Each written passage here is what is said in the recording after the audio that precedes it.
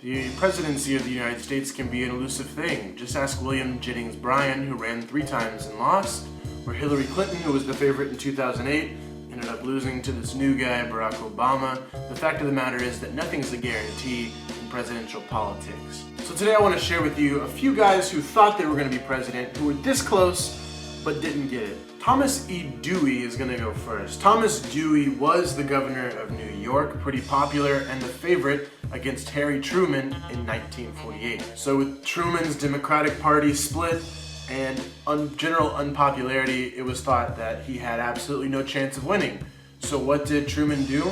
Well, he campaigned really hard. The opposite of that was Dewey, who ended up half-assing his campaign in a very spectacular way, saying such amazing things during his speeches as, agriculture is important, our rivers are full of fish, you cannot have freedom without liberty, our future lies ahead. So a desperate Truman at this point is going after Dewey personally and pioneering a new political attack, the lazy do-nothing Congress, which of course we've seen this attack used many a times since then. Dewey was so confident in his eventual victory, and his supporters were so confident that even some newspaper headlines had already been printed on the night of the election declaring Dewey's victory over Truman. Which you can tell by the look on President Truman's face in this photo here that that's not what happened. In the end, Truman had one of the greatest political comebacks or upsets of all time. Number 2 is Stephen A. Douglas. Now, Douglas is famous for his Lincoln-Douglas debates from the Illinois Senate debate in 1858, in which he actually pretty much robustly defeated Abraham Lincoln, so it shouldn't have been any sort of great surprise to him as he became the Democratic nominee that he would eventually go on to be president. But that's not what happened.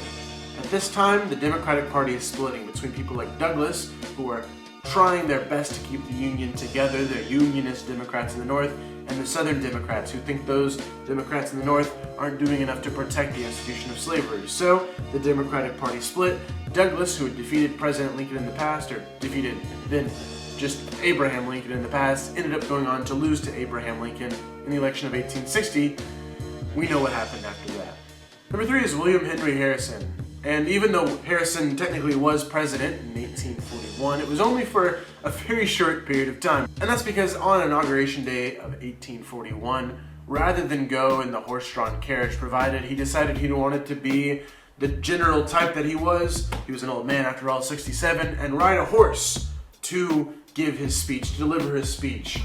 Well, it was rainy, it was cold, it's Washington, D.C. In the winter. What do you think is going to happen? Not only that, but he ended up staying there to give a 2-hour inaugural address, the longest in the history of the country. And guess what? He caught pneumonia and died at the end before he could do anything in office. William Henry Harrison, everyone. Number 4 is Spiro Agnew. Spiro Agnew.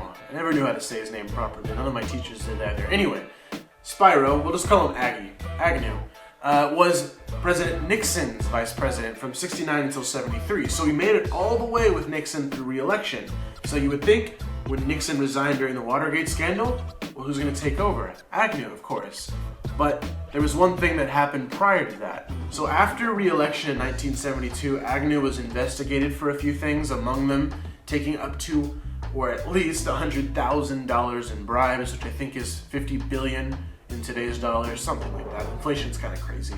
So what ended up happening is this kind of milquetoast House Minority Leader was appointed by Nixon to be vice president and approved and everything like that, whose name was Gerald Ford. So when Nixon resigned on August 9th, it was actually Ford who ascended to be the president of the United States. So maybe Agnew would have resigned as well during this scandal. We can't know for sure, but at the very least, he was really only a little bit away. I mean, Nixon resigned in 74, so Agnew was only a year away from being president of the United States when he ended up getting dumped. Number 5 is Al Gore. We all know how this goes. He won the popular vote.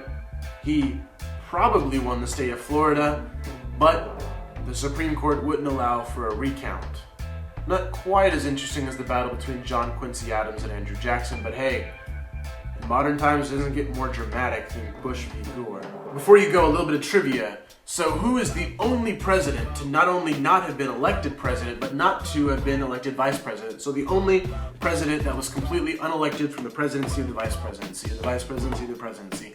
Who was it? It's who we talked about before, Gerald Ford. Everyone else who had ascended to that place in the past, for example, Lyndon Johnson did it when the previous president died, but Lyndon Johnson was elected as vice president. Gerald Ford took over for Agnew, so he wasn't elected to the vice presidency, nonetheless became the president of the United States.